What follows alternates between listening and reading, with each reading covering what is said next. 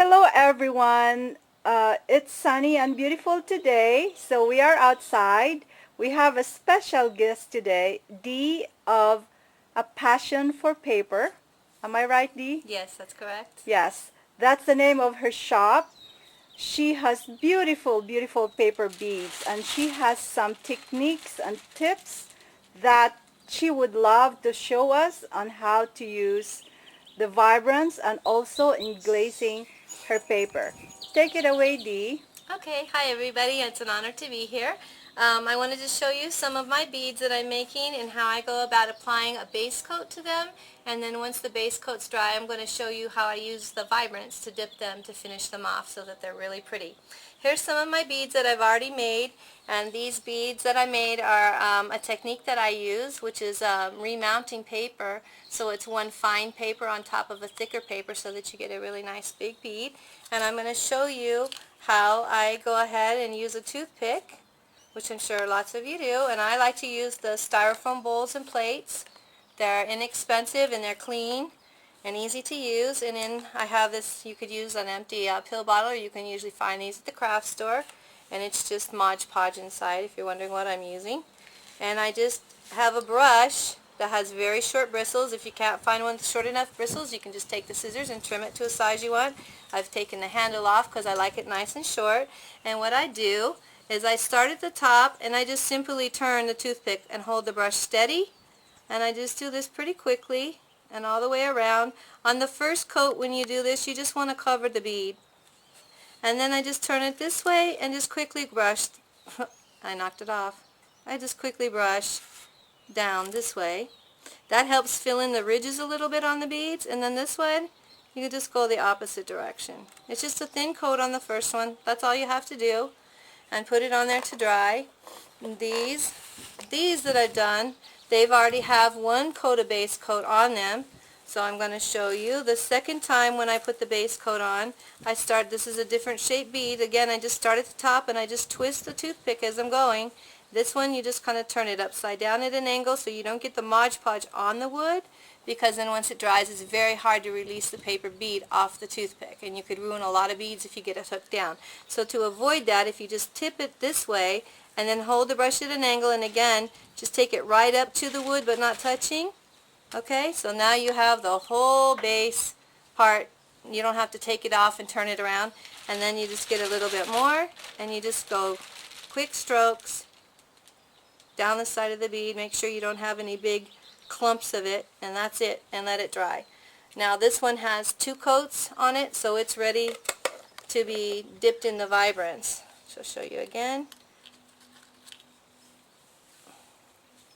These beads that have more ridges in them, I really like to go the two different directions because it makes the beads a little bit more smooth, like a ceramic bead, a little more glass-like finish.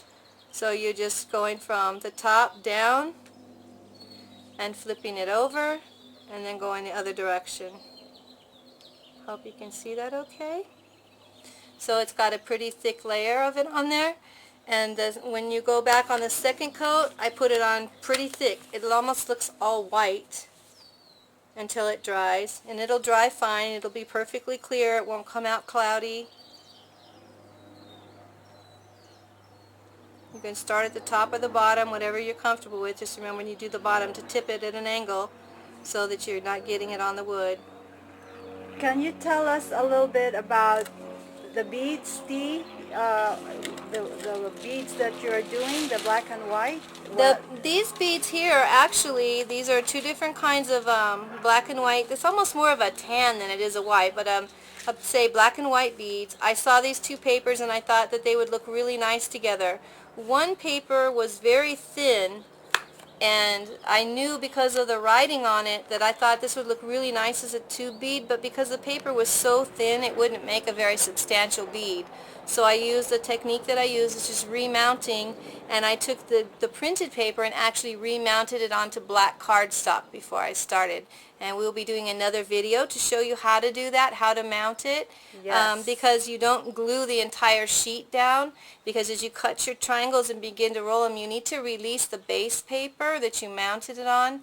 so that you don't get a big ripple in your bead. Otherwise, when you go round and round, one's going to get shorter, one's going to be longer, and if it's glued down fully, you're going to end up with a ridge in your bead and it'll be lopsided. So I'm going to show you in the other video how to glue it down and how to release it before you roll and how to trim the ends so you get these beautiful beads. And it actually makes some really nice patterning on the ends of the beads also because you've got the black mixed in. So you get like a spiral effect on the end of the beads, which just makes it prettier than just straight white. So I like to do that. So what I was aiming to do, now this paper that I used, it was already thick, so I didn't need to do anything to it, but what I was trying to do was to get the two papers more similar in size so there wasn't such a drastic difference between the two. And then when I would want to do something to make more of a difference between the beads is when I would use the little black paper beads that are also made out of cardstock. They're just, you know, triangles cut very, very narrow and rolled up to make a little spacer bead in between. They're beautiful. So now we will see the other, de-improvise something to dry the beads, and it's really something that is just so practical but will help a lot. So I'm going to show you, I have a set of beads that I've already done and they've already been base coated twice, and these beads were actually one page from the magazine that comes out in the LA Times once a month, and this was a Red Bull ad. So again, this is remounted onto a solid red cardstock, which gives the beads the large diameter.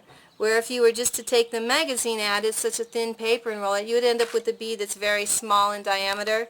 But I wanted it to really show the colors in the paper and add a little bit more red to it, so I chose to mount it on red. So you can see, I don't know if she can get in there and see, but the actual bead hole, when you look inside the bead, is going to be solid red on the inside. So these have already been base coated 2 times. And so what I would like to show you is what I do with the Vibrance. And before I dip them, because we won't be covering the second dipping in this video, just the first one, I want to tell you that when you first dip the strand, I have my knotted fishing line, the knots at the top, and once you do the first dipping and then you go back to do it again on the second one thing I want to recommend is you make sure the beads are all cracked apart before you dip them a second time. Check them and make sure they're not stuck together. That's right. Because that makes a big difference. Or you also can use like a 6/0 size seed bead that's clear, and you can string them in between, and that helps give more airspace in between and it alleviates the sticking also. What you want to do when you go to dip it the second time is, again, check them, make sure nothing's stuck together. You should do this on the first one too, because sometimes the Mod Podge, just letting them dry, they tend to stick together. But I just go through and make sure everybody's loose, nobody's stuck together. After you dip it the first time, your knot started out at the top. What I want you to do is I want you to grab it about in the middle, and I want you to move the knot to the bottom, okay? So that when you dip it again, instead of the knot being at the top, the knot's going to be at the bottom. That way you don't have the stuff running through the beads over and over on the same beads, because you will get your bead holes clogging up if you keep dipping in the same direction every time. You get a lot of puddling inside the bead holes on the bottom bead, so this alleviates that. And then you also don't get too much glaze built up on the bottom beads as it drips. And I'll talk to you about what you do after you dip them. You don't want to just dip them and walk away and come back in 2 hours and expect you're going to have perfect looking beads. You need to spend a little time keeping an eye, and I'm going to show you how I do these. So we're going to go ahead and dip these. This is my Vibrance bowl. It's a Pyrex. I think this is a 4-cup. I've been using this already for a year. I've never had any problems with the Vibrance not staying perfect inside. So what I'm going to do is I dip these in, just put them in, and make sure everybody's covered. You see sometimes the little bubbles on the top, and sometimes you're going to get a little bubbles on the beads too, but I'll show you how we're going to get rid of those too. So I let about 5 seconds, and then I flip it over and make sure that everybody's covered. And again, on the second time when you flip it, these top beads are going to get more Vibrance on them, because for whatever reason, I don't know, but the ones at the top, they tend to not have quite as much on the outside as the bottom ones because it keeps running down. So when you reverse it, they come out more even. Sometimes when you're using papers, they tend to bleed when you put them in the Vibrance. You see the colors start to come out. That's why I pulled it out right away and let it finish dripping here, because I saw a couple red dots and I don't want to pollute my Vibrance. So I took it out and now it's dripping. So then what I'm going to do is you can hang it up, and I have a color system going over here. The yellow clips are for the first dip.